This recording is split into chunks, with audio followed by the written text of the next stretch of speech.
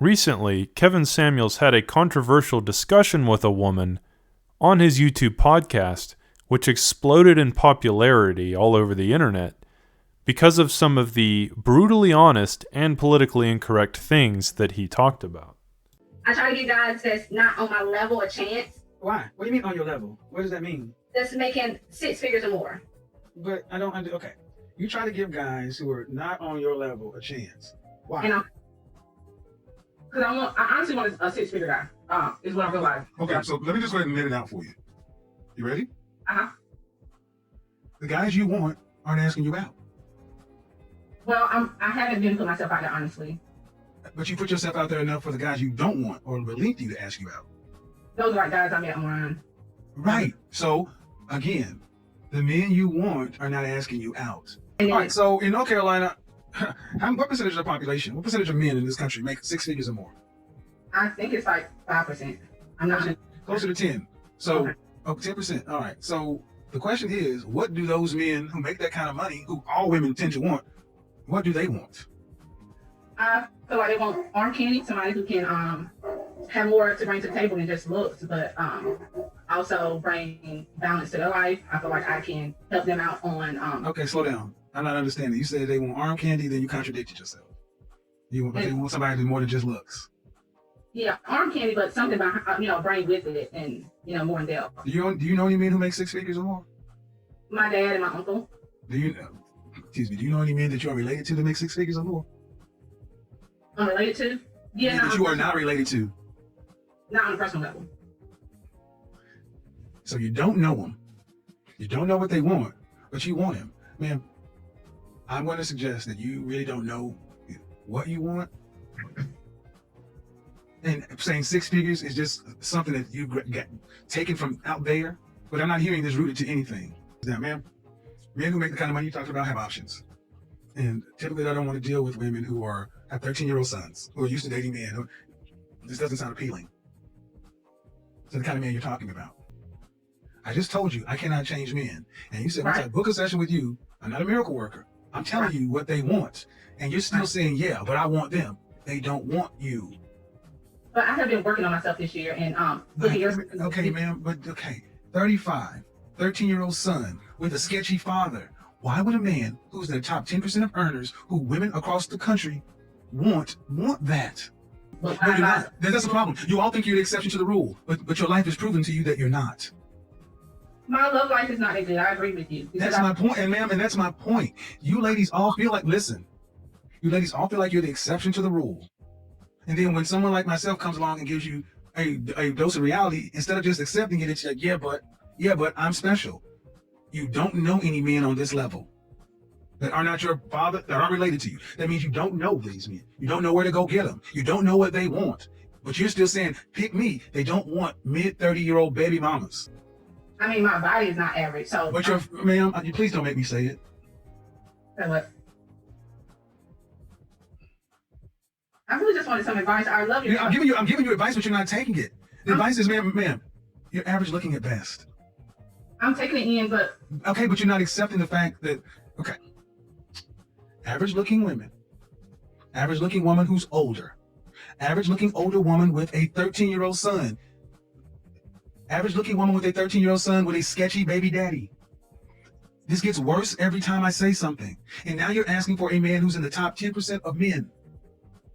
You don't qualify for one. And you're making, I don't want to have to go there, but when you put in all these other factors, why can't you just get a man that's an average guy? Sometimes I feel like, in order to fully submit, I have to feel like he's in. Well, then you're gonna die alone. How about that? I'm just cut to the chase, ma'am.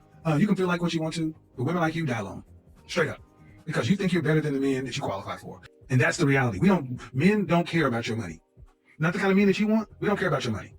It ain't ours. We care about the fact that you are older and you got a kid, and you're average. And the reality of your life has showed you that. You don't have the kind of men that you want knocking on your door trying to find you.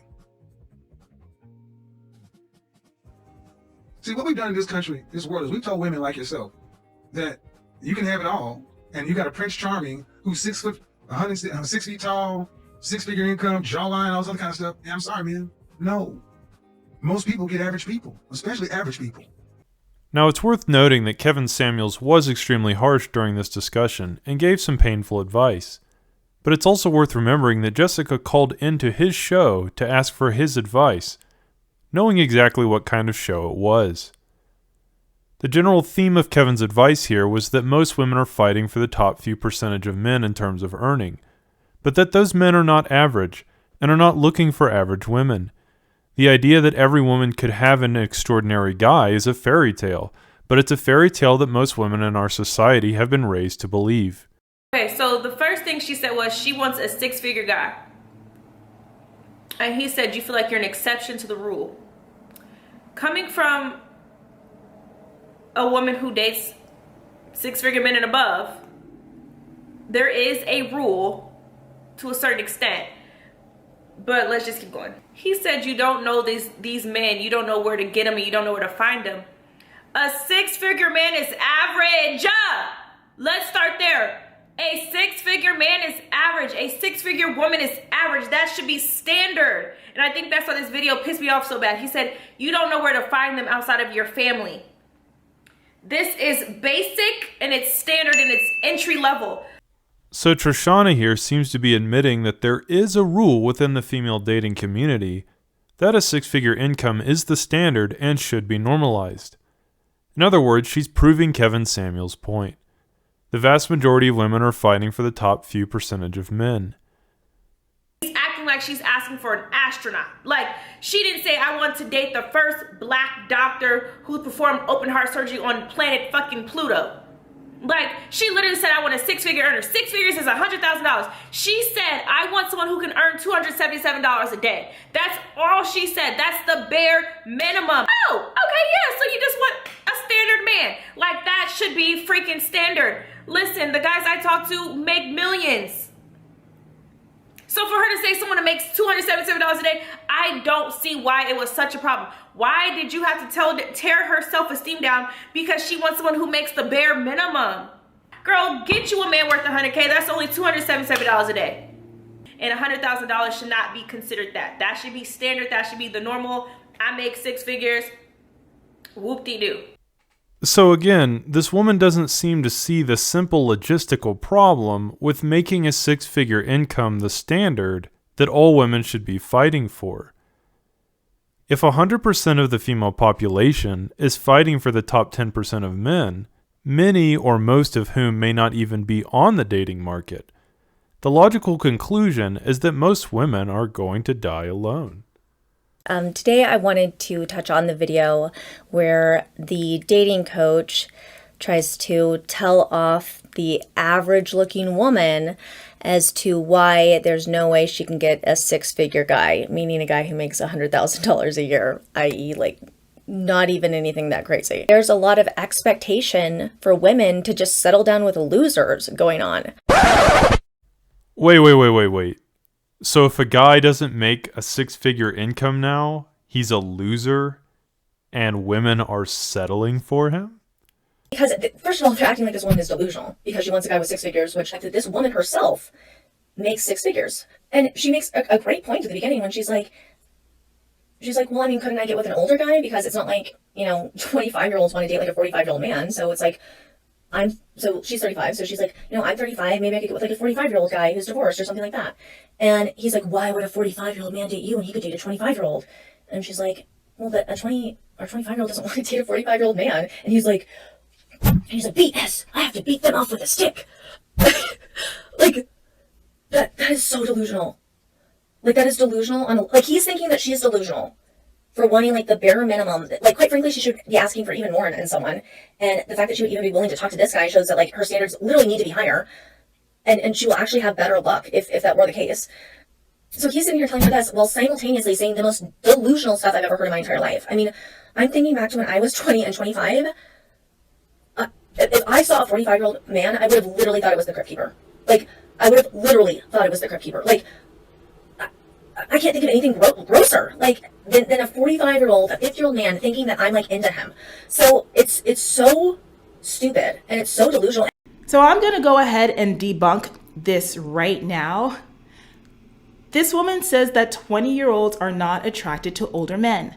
Wrong and false. That is a lie, honey. Okay. And like, this is how you know, again, I mean, she called in to ask Kevin, how do I meet these men? And he told her very clearly, you're not around these men. You don't know what they want. And you have this fantasy view of where you stand, right? And for her to say that proves his point. And again, listen, ladies, you're going to be out there and you're going to be mad at me because you think I'm agreeing with him and I'm doubling down on what he says, but I can only speak the truth. Now, let me tell you this. When I was in my 20s, I never dated a man who was my age. The guys I dated were always 10, 15, hell, I dated guys 20, 25 years older than me, okay? But guess what? They were all high-earning men. They were all very successful men from all different professions and stuff like that. But I will tell you that these men are getting women throwing themselves at them all the time. And it's not weird at all. Like, I had girlfriends of mine who dated older men who happened to be wealthy. Like, that's just what it is. So for those of you who think it's so gross that like, oh, how could a guy like that think that he's going to go ahead and you know, get a younger woman? He should be dating women our age. Men don't think like that, ladies. The fact that he literally thinks that 25-year-olds are out here like dying to date 45-year-old men. It's like, this is a delusional man who thinks that 20-year-olds are out here like swooning over 50-year-old men. Like everything he says is like a wash after that. I mean, I don't even know what else to say.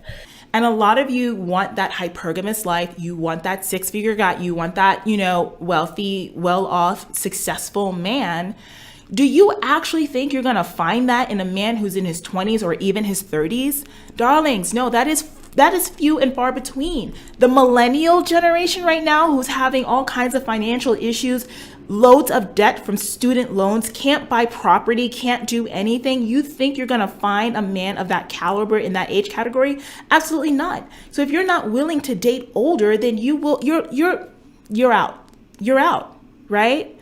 It's not even emotionally healthy for this woman to date a man who doesn't make at least six figures, because let's say she makes $200,000 a year. She owns her own pet business. So this is a woman who herself is successful. Like, they act like she's asking for some pie in the sky stuff. She never said she's looking for, you know, some A-list celebrity or some, like, you know, male model. And it wouldn't even be safe for her to enter a relationship with a guy who doesn't make, you know, at least that much, because then you get into situations where he might just be dating her because he wants his bills paid. It might get into like a using situation. It creates like a weird dynamic where there's not even a way for there to be like a masculine and a feminine yin and yang. Like, you cannot build a relationship like that. It's not possible. So now Cassie is claiming that if Jessica dates any man who makes less money than she does, as a top 10% earner, it is emotionally unsafe for her, and that a healthy relationship with such a man would be impossible. In other words, using Cassie's own logic here, by being wealthy and successful as a woman, you are effectively shrinking the dating pool of potential suitors to essentially nothing. The more money you make, the less options you have. And of course, many studies have proven this. Women are generally less happy in a relationship where they make more money than their partner, and men are less happy in that situation as well.